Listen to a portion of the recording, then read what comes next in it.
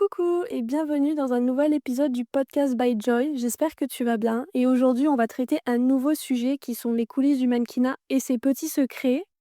Quand je parle de petits secrets, je parle de mon expérience car en tant que mannequin, depuis pas mal d'années, j'ai acquis pas mal de choses et j'ai vu pas mal de choses aussi.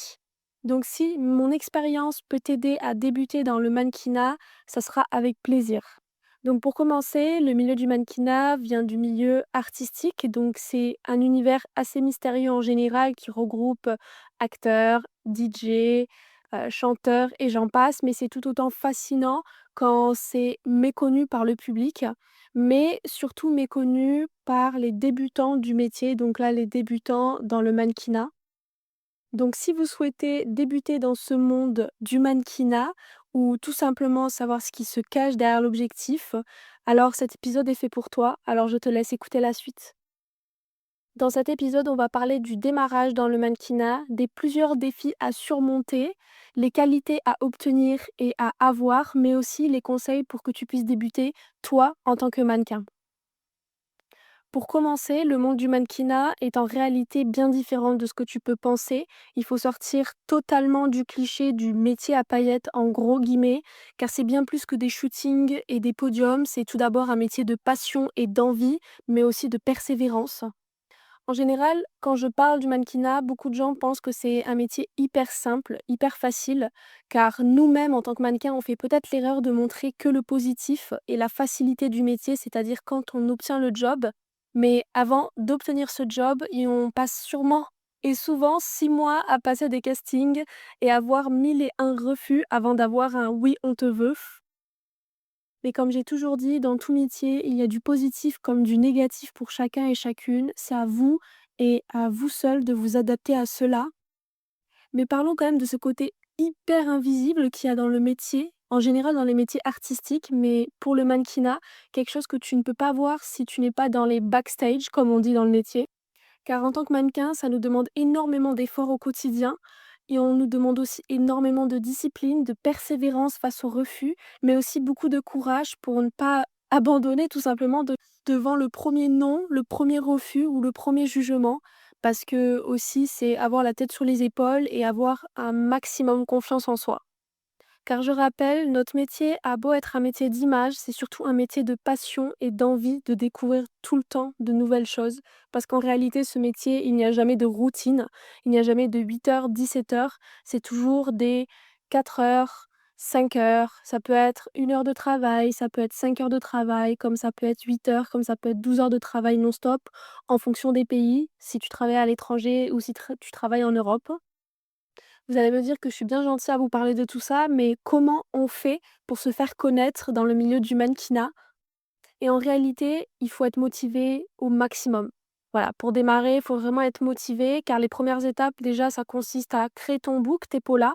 Donc des polas, c'est des photos assez basiques, neutres, au réveil, sans feu d'artifice. Quand je dis feu d'artifice, c'est maquillage, bijoux, coiffure. C'est vraiment brut de brut. On te veut sur toutes tes facettes à travers la caméra. Donc pour les femmes, c'est talons, jeans basiques, noir de préférence, petit t-shirt ou débardeur ou bikini pour faire des polas et pour les hommes, c'est débardeur, torse nu ou jean.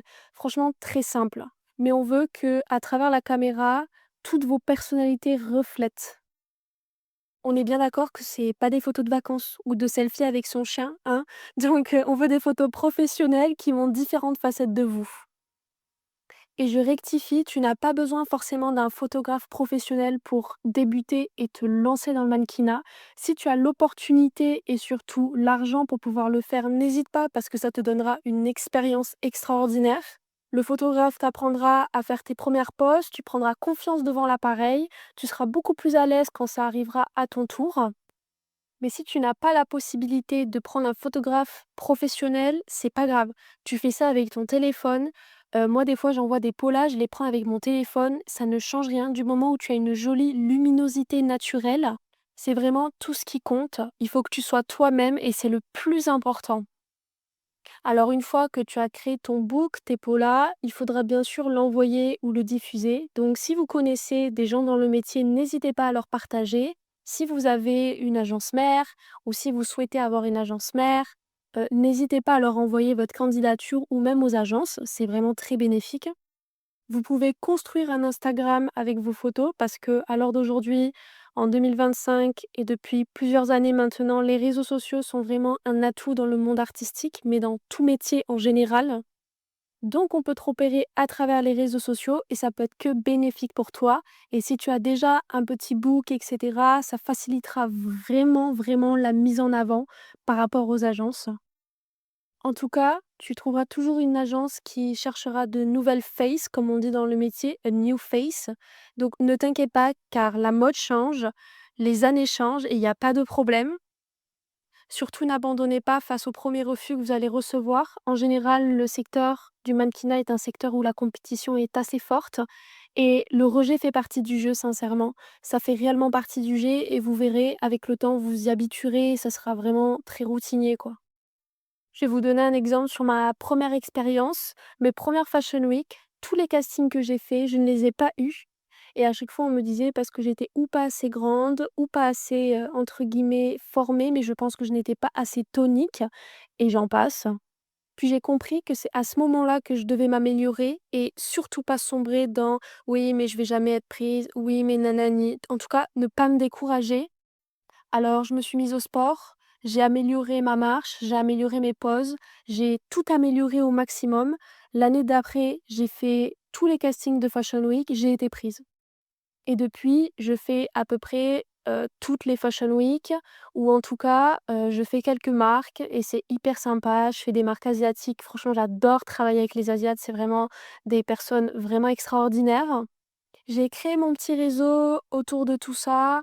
J'ai été moi-même, j'ai été la personne que je suis. J'ai adopté une nouvelle routine, j'ai fait beaucoup plus de sport pour tonifier mon corps et franchement, ça a joué un énorme jeu, dans ma carrière, en tant que mannequin et je suis hyper reconnaissante de moi-même de ne surtout pas avoir abandonné quand on me disait que entre guillemets «c'était pas possible» quoi.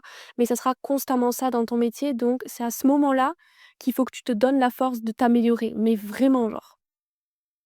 Après, en tant que mannequin, comme je te disais, il faut une discipline physique et mentale, que ça soit de la motivation, que ça soit sur le sport, que ça soit sur l'alimentation.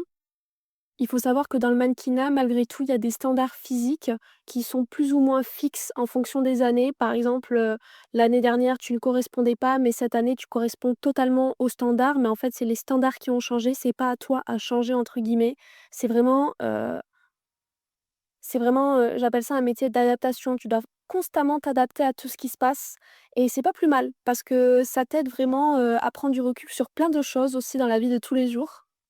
En tout cas, si tu l'as pas compris, ce métier, ça requiert une énorme discipline car ça inclut de prendre soin de sa peau, donc au max de skincare, prendre soin de ses cheveux. C'est aussi une bonne forme physique, mais aussi c'est avoir une alimentation saine mais pas destructive. Le mannequinat, c'est pas seulement un aspect physique, c'est aussi un état d'esprit. C'est, entre guillemets, «vivre par rapport à ton métier». C'est installer une nouvelle «routine» entre gros guillemets, totalement différente de la normale. Encore une fois, je mets des guillemets.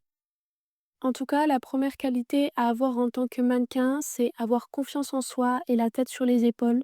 C'est assez crucial pour réussir dans ce métier et c'est assez compliqué aussi parce que malheureusement, à cause des réseaux sociaux, ce n'est pas si simple que ça parce qu'il y a constamment de la comparaison. Mais il faut que tu saches que la confiance, tu la gagneras avec ton expérience et la richesse que tu peux te donner, l'éducation que tu peux t'apporter, car on est bien d'accord que c'est un métier sans mode d'emploi, c'est à toi de créer ton mode d'emploi, c'est à toi d'aller chercher tes contacts, c'est à toi de créer ta propre éducation, donc c'est à toi de créer ta richesse, donc tu es clairement responsable de tout ce que tu crées dans ton métier et sur ton image surtout. Je peux te conseiller, en tout cas moi c'est ce que je fais en tant que mannequin et c'est ce que mes copines font aussi, c'est qu'à chaque casting, chaque shooting, chaque interaction avec un photographe, un directeur artistique, un mannequin, tu demandes les contacts, tu fais friendly friendly et tu auras beaucoup plus d'opportunités d'apprendre et de grandir dans ce métier parce que eux ont déjà énormément d'expérience, elles soient plus petites ou plus grandes, ça t'est égal, vraiment faut prendre tout ce que tu as à apprendre parce que c'est ça ton école, c'est les gens. Les gens sont ton école en général.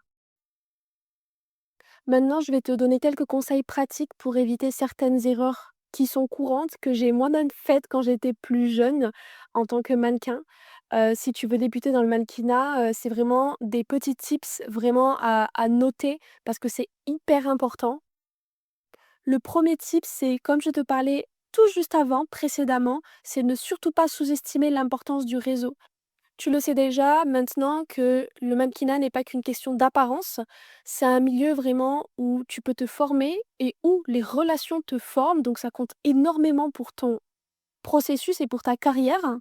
Donc il faut absolument que tu crées des liens avec les gens dans ce milieu, donc que ça soit les photographes, les stylistes, les agents, rien que tes bookers, c'est hyper important. Et il faut quand même que tu restes professionnel, ponctuel et bienveillant parce que ça soit dans le mannequinat ou pas, on n'aime pas les gens mal polis, on n'aime pas les gens irrespectueux et pas ponctuels surtout. Donc comme je te disais tout à l'heure, c'est à toi d'aller chercher ce que tu veux, c'est à toi d'aller chercher tes opportunités, c'est à toi d'aller t'éduquer et aller te construire par rapport à ce milieu. Deuxième petit tip, ce que je peux te donner, c'est ne surtout pas te précipiter, dans les premiers contrats venus. En général, c'est un peu ce qui peut arriver, c'est que ça fait un peu rêver qu'on te propose, telle marque. Mais si tu ne sais pas d'où ça vient, s'il n'y a pas de contrat et même s'il y a un contrat, c'est très important que tu vois ça avec un professionnel. Que ça soit un avocat parce que tu ne connais personne dans l'industrie du mannequinat ou que ça soit quelqu'un dans le mannequinat, que ça soit un agent, que ça soit un booker, que ça soit un modèle, tout simplement, que ça soit un directeur artistique ou un designer de marque, c'est important que tu leur montres ce contrat parce qu'il peut y avoir écrit n'importe quoi et tu peux signer quelque chose et après, entre guillemets, ne plus avoir le choix. Même si, malgré tout, je pense qu'il y a quand même un certain seuil de choix que tu peux prendre, il y a une certaine limite. Par rapport à mon expérience plus jeune, ça m'est arrivé, je devais avoir 17 ou 18 ans.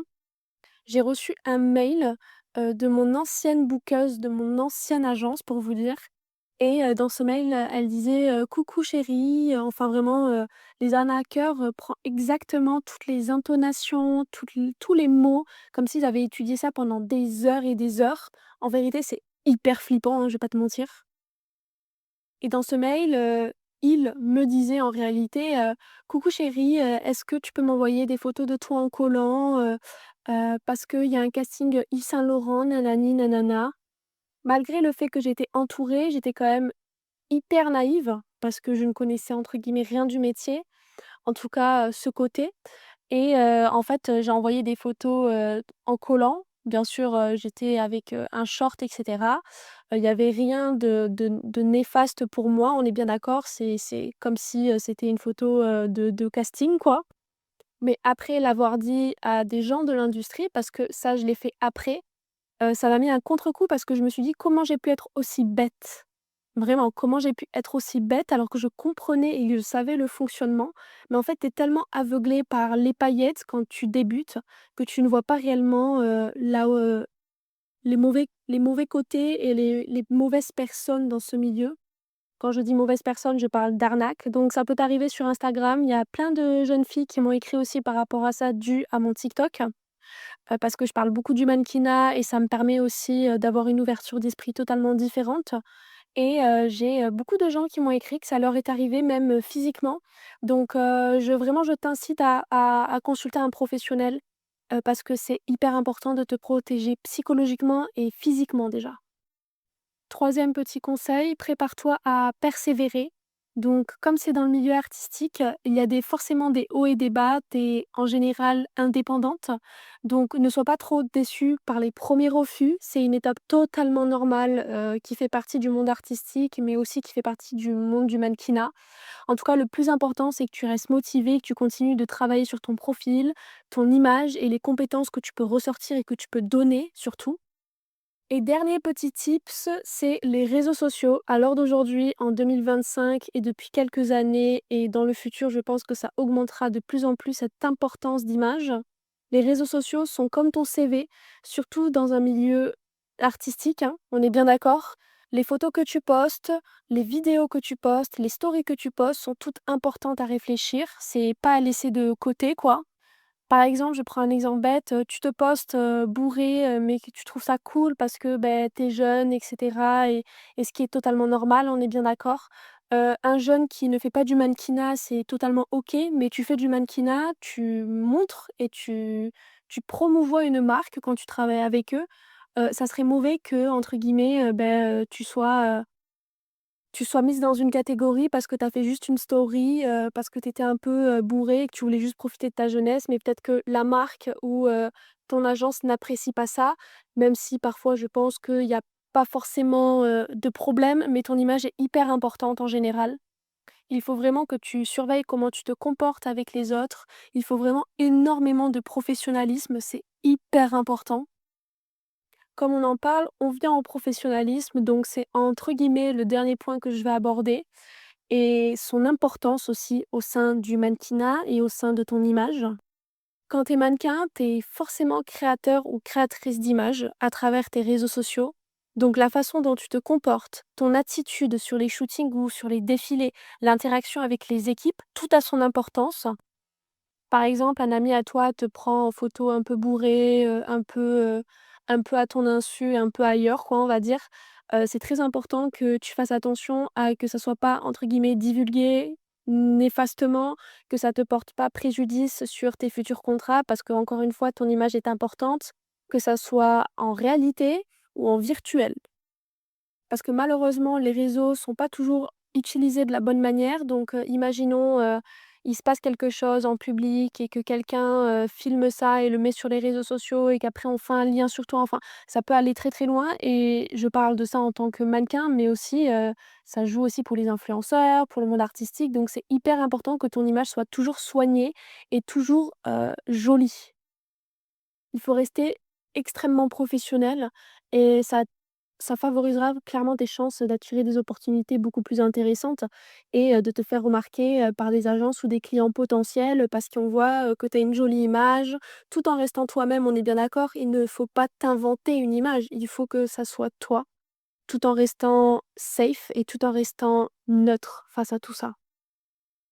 Parce que aussi c'est protéger ta vie privée. On est bien d'accord que, par exemple, moi, je ne poste jamais de story avec mes potes, je ne poste jamais de story, où je suis en train, de danser avec mes amis ou quoi.